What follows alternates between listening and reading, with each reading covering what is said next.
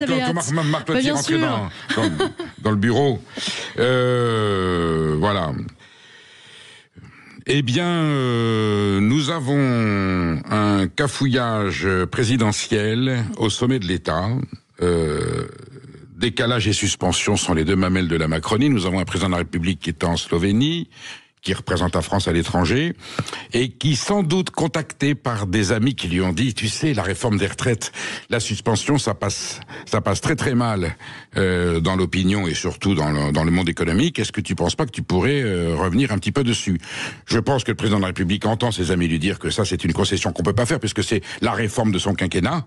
Et il dit, finalement, ce n'est qu'un décalage. Décalage, ça veut dire que on arrête 2 minutes, mais on la gèle, mais on la reprendra telle qu'elle est à une certaine date.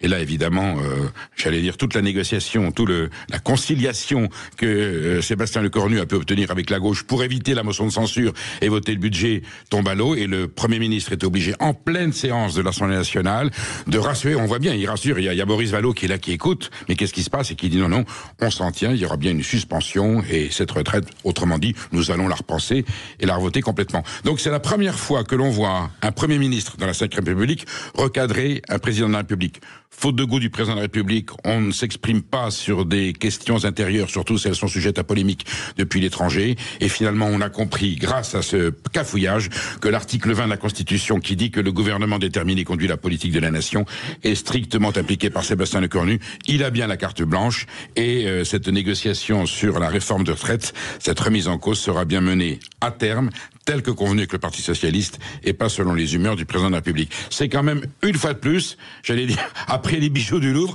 encore une mauvaise image de la France. Il serait temps que ces gens-là apprennent à se comporter de façon plus correcte.